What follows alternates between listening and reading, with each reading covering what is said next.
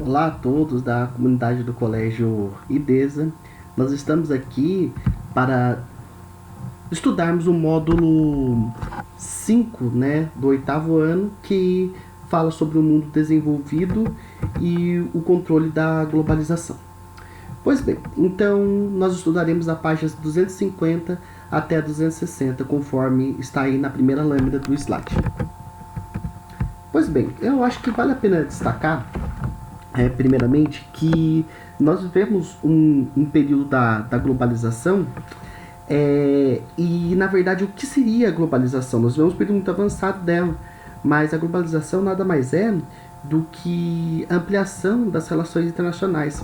Né? E cabe destacar que esse período, esse fenômeno que nós chamamos de globalização, ele não é um fenômeno tão recente assim, né?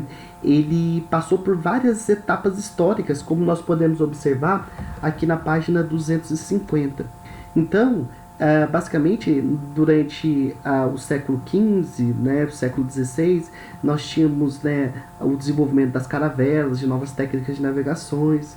Depois, no século XIX, com a primeira e segunda revolução industrial, nós passamos a utilizar navios, trens, a eletricidade, o surgimento da lâmpada elétrica inventada por Thomas Edison, depois do telégrafo, entre tantas outras invenções que nós podemos citar. E já no século XX, que foi basicamente o século onde eu nasci, e que a maioria da parte da família de vocês também nasceu, talvez exceto vocês próprios, né, começou a observar outras tecnologias como o motor de combustão interna, que gerou a possibilidade da existência dos veículos, a indústria petroquímica, a energia nuclear, né, a própria computação, a existência de computadores, né, até de calculadoras eletrônicas, internet, né, e a robotização. Então, a globalização não é um fenômeno recente, ele é um fenômeno bem antigo. Todavia, nós devemos lembrar sempre que ele foi um fenômeno que foi se desenvolvendo com o passar do tempo, ele foi se aprofundando, tornando-se mais e mais complexo, mais e mais de difícil compreensão. Vejam bem, já na página 251, né, nós devemos entender que a globalização ela se materializa de forma bem complexa, porque ela vai desde o desenvolvimento e aprofundamento do capitalismo, né, da expansão daquelas grandes indústrias. Hoje nós compramos produtos, bens de consumo duráveis e não duráveis, e nós não temos noção do que muitas vezes essas empresas são de locais bem longínquos além do nosso limite brasileiro. Então, por exemplo, a Nestlé ela é da Suíça, você compra um carro Toyota que é do Japão, ou, por exemplo, um outro veículo Hyundai que é sul-coreano. Então, nós temos essa expansão dessas indústrias. Depois disso, nós temos aí a difusão de tecnologias, o tanto que ela evoluiu, né, da minha geração, da geração dos pais e dos avós de vocês para a geração atual, né, a mundialização do comércio, a integração dos mercados globais. Tudo isso ele vai inserindo uma dinâmica muito, mas muito complexa a globalização, principalmente a internet nos dias de hoje.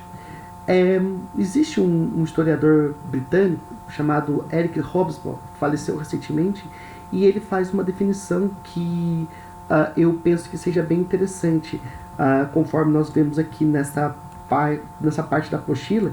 Ele diz o seguinte: antes de tudo, a globalização depende da eliminação de obstáculos técnicos, não de obstáculos econômicos. Ela resulta da abolição da distância e do tempo. Os revolucionários avanços tecnológicos nos setores de transporte e comunicação, desde o final da Segunda Guerra Mundial, foram responsáveis pelas condições para que a economia alcançasse os níveis atuais de globalização. Ou seja, isso aí é um pouco de uma definição desse processo de globalização. Vejam bem, acho que cabe a pena destacar o seguinte, que eu disse para vocês há pouco tempo atrás que a globalização ela não é recente. Nas últimas décadas, o que aconteceu é que essa globalização começou a se acelerar bastante, de forma bem acentuada.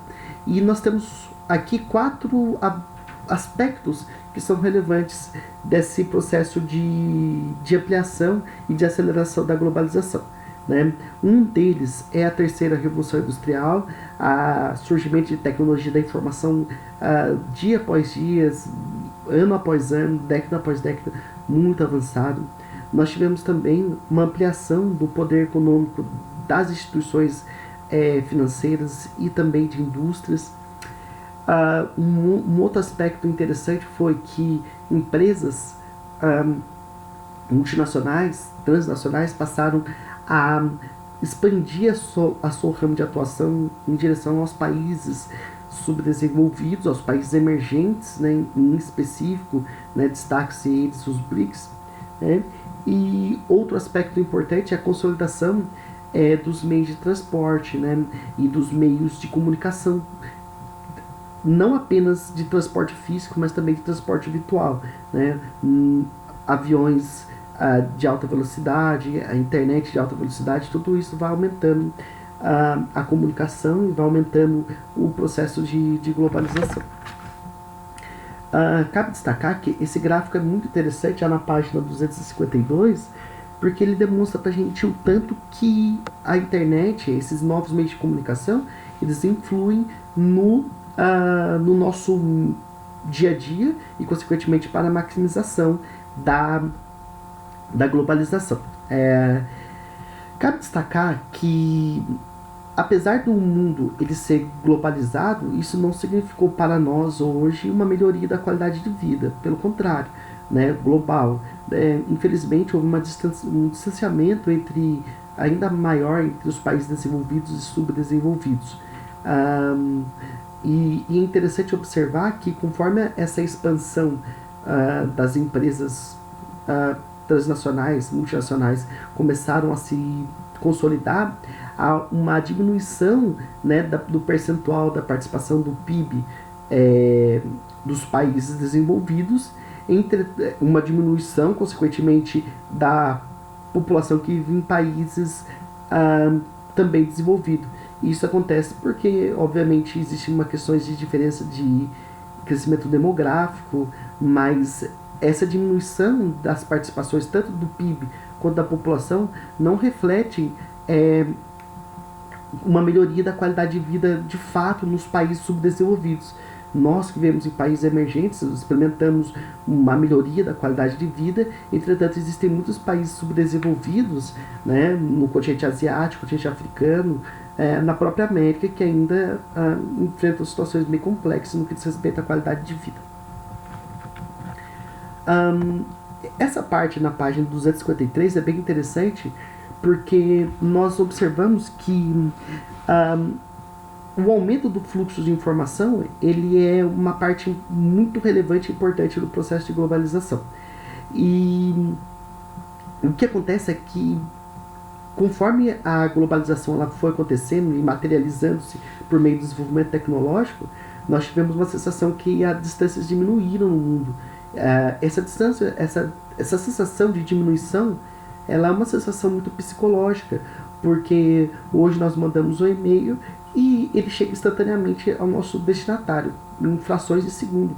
Entretanto, no passado não era bem assim, né? Demorava semanas, meses, talvez anos, né? Dependendo do período histórico, para que uma carta, para que um acontecimento ele chegasse no seu destino. Então, consequentemente, nós tínhamos problemas severos com relação a essa comunicação. E aí, conforme a tecnologia avança, nós temos essa sensação que as distâncias se encurtam. E por quê? Da onde vem essa sensação? Aonde é materializado isso? Pelas redes materiais e imateriais. As redes materiais são ferrovias, rodovias, aeroportos, linha de eletricidade, gasoduto, linha de transmissão telefônica. E quais são as redes imateriais? São as ondas de rádio, de TV, né? As radiações eletromagnéticas que transportam as informações para o nosso telefone móvel, para o nosso celular, para o nosso computador físico, entre tantos outros que nós podemos citar. Ou seja, essa materialização, né, da globalização, ela se faz por vias tanto materiais como imateriais. Imateriais do estilo que nós não podemos tocá-las, tangenciá-las, nós não podemos fisicamente ter uma noção de que ela de fato existe. Entretanto, sim, ela é real, ela é concreta.